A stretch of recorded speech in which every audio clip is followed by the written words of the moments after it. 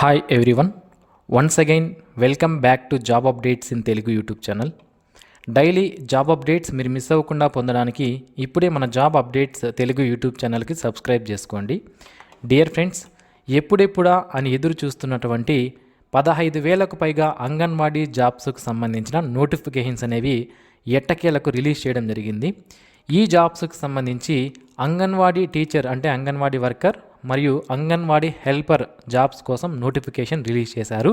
So ఈ జాబ్స్కి సంబంధించి క్వాలిఫికేషన్ ఏముండాలి, ఏజ్ ఎంత ఉండాలి, సెలక్షన్ ప్రొసీజర్ ఏంటి, కావాల్సిన డాక్యుమెంట్స్ ఏంటి, ఎవరు అప్లికేషన్ చేసుకోవచ్చు అండ్ సెలక్షన్ ప్రొసీజర్ అనేది ఏ విధంగా ఉంటుంది, ఇలాంటి వివరాలన్నీ కూడా క్లియర్గా ఈ వీడియోలో నేను మీకు ఎక్స్ప్లెయిన్ చేస్తాను. సో కాబట్టి డైలీ అంగన్వాడీ జాబ్స్కి సంబంధించిన అప్డేట్సే కాకుండా లేటెస్ట్ గవర్నమెంట్ జాబ్స్కి సంబంధించిన అప్డేట్స్ మీరు మిస్ అవ్వకుండా ఉండాలి అంటే ఇప్పుడే మన జాబ్ అప్డేట్స్ తెలుగు యూట్యూబ్ ఛానల్కి సబ్స్క్రైబ్ చేసుకోండి. ఫ్రెండ్స్, మన సిటీలో jobs, events, movie updates, offers లేదా ఇంపార్టెంట్ అలర్ట్స్ తెలుసుకోవడానికి ఎన్నో వాట్సాప్ గ్రూప్స్, ఇన్స్టాగ్రామ్, టెలిగ్రామ్ ఇలా చాలా గ్రూప్స్ అండ్ పేజెస్ను ఫాలో అవ్వాల్సిన అవసరం ఇప్పుడు లేదు. citypins.in అనేది మీ సిటీకి సంబంధించిన ఒక real time digital notice board లాంటిది. ఇక్కడ మీరు local job updates, movies and entertainment updates, events and programs, best offers and discounts, important city alerts, daily local updates అన్నీ ఒకే ఫీడ్లో కనిపిస్తాయి.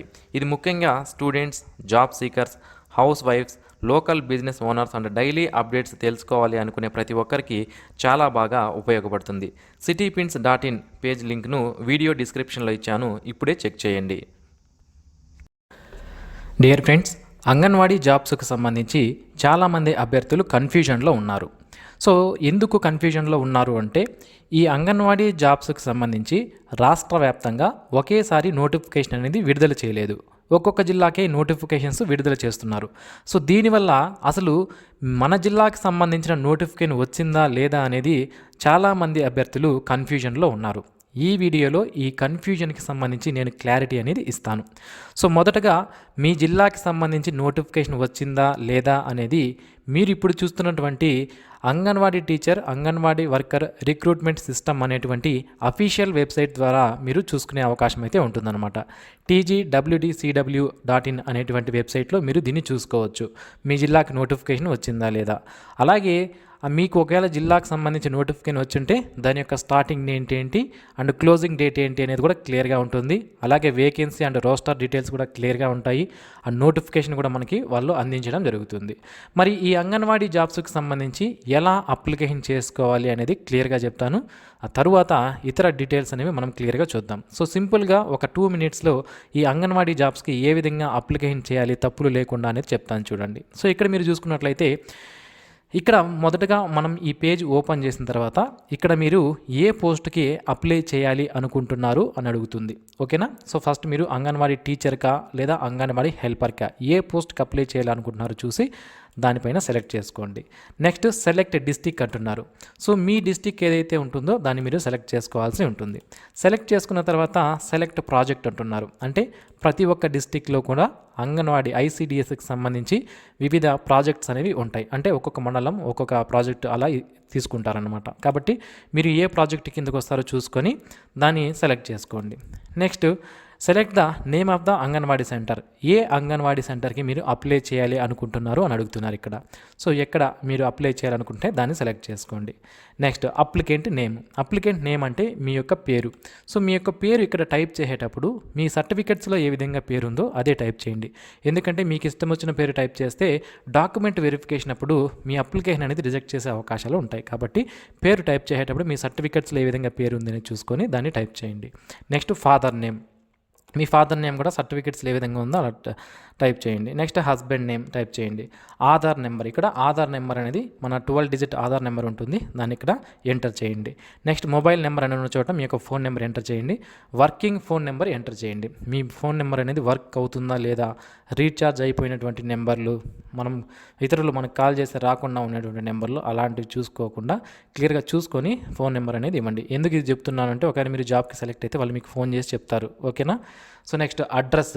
అనేది ఇక్కడ టైప్ చేయండి, డోర్ నెంబర్తో సహా ఇక్కడ టైప్ చేయండి. నెక్స్ట్ విలేజ్ లేదా వార్డు పేరు ఇక్కడ టైప్ చేయండి. ఇవి చేసిన తర్వాత నెక్స్ట్ క్యాస్ట్ మరియు రిజర్వేషన్ సంబంధించిన డీటెయిల్స్ అనేది మనం ఎంటర్ చేయాలి. ఇక్కడ క్యాస్ట్, మీ యొక్క క్యాస్ట్ ఏంటి అనేది సెలెక్ట్ చేసుకోవాలి. ఇక్కడ ఓన్లీ మనకి ఎస్సీ గ్రూప్ 2 అని చూపిస్తుంది. మనం ఇక్కడ పోస్ట్ సెలెక్ట్ చేసుకున్నది ఓన్లీ ఎస్సీకి రిజర్వేషన్ చేయబడి ఉంది కాబట్టి అది అలా చూపిస్తుంది అనమాట. సో మీరు అప్లై చేసే చోటుని బట్టి ఆ రిజర్వేషన్స్ అనేవి మారుతాయి. నెక్స్ట్ వెదర్ మైనారిటీ అంటున్నారు. మీరు మైనారిటీ కేటగిరీకి సంబంధించిన వాళ్ళైతే ఎస్ అని, లేకపోతే నో అని సెలెక్ట్ చేసుకోండి. Next 10th class marks details అనేవి అడుగుతున్నారు. సో ఇక్కడ టైప్ ఆఫ్ రిజల్ట్ అంటే మీకు వచ్చిన రిజల్ట్ ఉంటాయి కదా 10th క్లాస్లో, అవి మార్క్స్లో ఉన్నాయా, గ్రేడ్ పాయింట్స్లో ఉన్నాయా, లేదా మీరు ఓపెన్లో 10th క్లాస్ చదివారా, ఓపెన్ గ్రేడ్ పాయింట్స్ ఉన్నాయా అనేది ఇక్కడ సెలెక్ట్ చేసుకోవాలి. మార్క్స్ ఉంటే మార్క్స్ పైన క్లిక్ చేసి మీకు ఎన్ని మార్కులు వచ్చాయి అనేది ఇక్కడ ఎంటర్ చేయండి. ఒకవేళ గ్రేడ్ పాయింట్స్ అయితే దానిపైన క్లిక్ చేసి మీకు ఎన్ని గ్రేడ్ పాయింట్స్ వచ్చాయి అనేది ఇక్కడ సెలెక్ట్ చేసుకోండి. నెక్స్ట్ ఏ ఇయర్లో మీరు 10th క్లాస్ అనేది పాస్ అయ్యారు అనేది మీరు ఇక్కడ సెలెక్ట్ చేసుకోవాల్సి ఉంటుంది. నెక్స్ట్ మీ యొక్క డేట్ ఆఫ్ బర్త్ ఎంత, 10th క్లాస్ మార్క్స్ కార్డులో డేట్ ఆఫ్ బర్త్ ఉంటుంది కదా, సో ఆ విధంగా మీరు డేట్ ఆఫ్ బర్త్ అనేది మీరు సెలెక్ట్ చేసుకోవాల్సి ఉంటుందన్నమాట. ఓకేనా.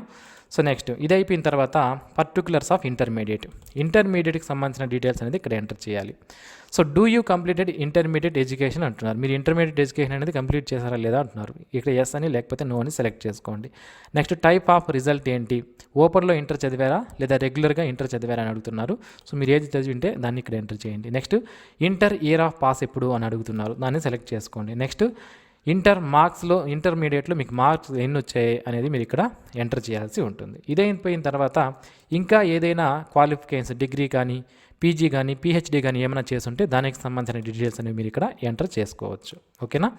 సో నెక్స్ట్ ఇక్కడ కొన్ని డాక్యుమెంట్స్ అనేవి మనం లాస్ట్గా అప్లోడ్ చేయాల్సి ఉంటుంది. అవేంటివి అనేది చూద్దాం. So whether applicant is widow అంటున్నారు, అంటే భర్త మరణించిన వాళ్ళు ఉంటారు కదా, అలా అయితే ఎస్ అని లేకపోతే నో అని సెలెక్ట్ చేసుకోండి. ఎస్ అని సెలెక్ట్ చేసుకుంటే మాత్రం మనకి ఆ రిజర్వేషన్స్ అనేవి వర్తిస్తాయి. అండ్ ఆల్సో ఇక్కడ దానికి సంబంధించిన సర్టిఫికేట్ అనేది అప్లోడ్ చేయాలి ఎస్ అని సెలెక్ట్ చేసుకుంటే. నో అంటే మాత్రం ఏమీ అప్లోడ్ చేయాల్సిన అవసరం లేదు. Next whether applicant is an orphan. ఓకేనా. మ్యారేజ్ అవ్వకముందు, పెళ్ళి అవ్వకముందు అభ్యర్థికి అనాథ అయి ఉంటే ఎస్ అని లేకపోతే నో అని సెలెక్ట్ చేసుకోండి. ఎస్ అని సెలెక్ట్ చేసుకుంటే దానికి సంబంధించిన సర్టిఫికేట్ అప్లోడ్ చేయాలి. నో అని సెలెక్ట్ చేసుకుంటే ఎటువంటి సర్టిఫికేట్ అప్లోడ్ చేయాల్సిన అవసరం లేదు. Next whether applicant is differently abled అంటున్నారు. డిఫరెంట్లీ ఏబుల్డ్ అంటే పర్సన్ విత్ డిజేబిలిటీ ఉంటుంది కదా, సో వాళ్ళైతే ఎస్ అని లేకపోతే నో అని సెలెక్ట్ చేసుకోండి. నెక్స్ట్ రెసిడెన్స్, ఇప్పుడు నేను చెప్పబోయే 4 సర్టిఫికేట్లు తప్పనిసరిగా అప్లోడ్ చేయాలి. ఆ తర్వాత మళ్ళీ 4 సర్టిఫికేట్లు ఉన్నాయి, అవి కూడా అప్లోడ్ చేయాలి. టోటల్గా 8 సర్టిఫికేట్లు అప్లోడ్ చేయాలి. ఏంటి అంటే రెసిడెన్స్ సర్టిఫికేట్ ఖచ్చితంగా అప్లోడ్ చేయాలి, 10th class marks card upload చేయాలి, హయ్యర్ క్వాలిఫికేషన్స్ ఏదైనా ఉంటే దానికి సంబంధించి అప్లోడ్ చేయాలి, స్పోర్ట్స్ సర్టిఫికేట్ ఏదైనా ఉంటే దాన్ని అప్లోడ్ చేయాలి, క్యాస్ట్ సర్టిఫికేట్ అప్లోడ్ చేయాలి, ఇంటర్ సర్టిఫికేట్ అప్లోడ్ చేయాలి, ఎక్స్ సర్వీస్ మెన్ అంటే ఆర్మీ నుంచి రిటైర్ అయిన వాళ్ళు ఉంటారు, దానికి సంబంధించిన సర్టిఫికేట్ అప్లోడ్ చేయాలి, ఎకనామిక్లీ వీకర్ సెక్షన్కి సంబంధించి అయితే దానికి సంబంధించిన సర్టిఫికేట్ అప్లోడ్ చేయాలి.